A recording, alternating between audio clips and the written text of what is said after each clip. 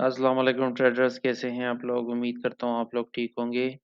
अच्छा, आज की इस वीडियो में हम DXY के ऊपर बात करेंगे कि हमारी प्रीवियस एनालिसिस क्या थी और मार्केट ने उस पर किस तरह से रिएक्ट किया।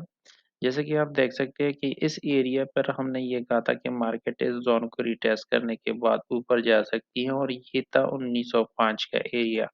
और हमने टारगेट दिया है इस करेंसी को 114 का। अब हम इस DXY को क्यों जो है ना स्टडी करते हैं, क्योंकि हमारा जो सारा गोल्ड का जो अगर आप गोल्ड के ट्रेडर हैं तो आपको DXY लाजमी देखनी चाहिए कि डॉलर इंडेक्स जो है ना उसका मूवमेंट बाय में है या सेल में है।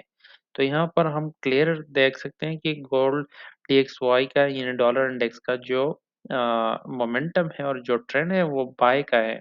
तो इसीलिए गोल्ड जो है ना नीचे की तरफ गिरेगा। जो लोग भी गोल्ड पे ट्रेड करते हैं तो उनके लिए ये लाज़मी है कि वो DXY को जो है ना वो ज़रूर देखें।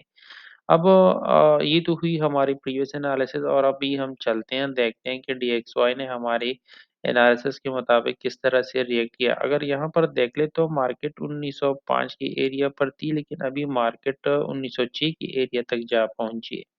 और इसने किया क्या है कि इसने इस ज़ोन को भी रिस्पेक्ट दी है, यहाँ से ऊपर उठी है और इसके साथ-साथ इसने जो प्रीवियस हाई था मार्केट ने उसको भी तोड़ दिया है।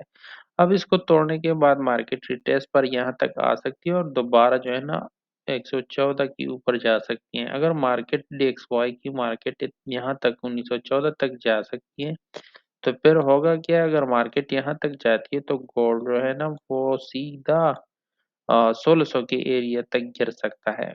तो अगर आप लोग भी इसी तरीके से नॉलेजेबल वीडियोस देखना चाहते हैं और इस पर अमल करना चाहते हैं तो keep us subscribe for more update. और अगर वीडियो अच्छी लगी है तो अपने दोस्तों के साथ लाइक, सब्सक्राइब और शेयर करें।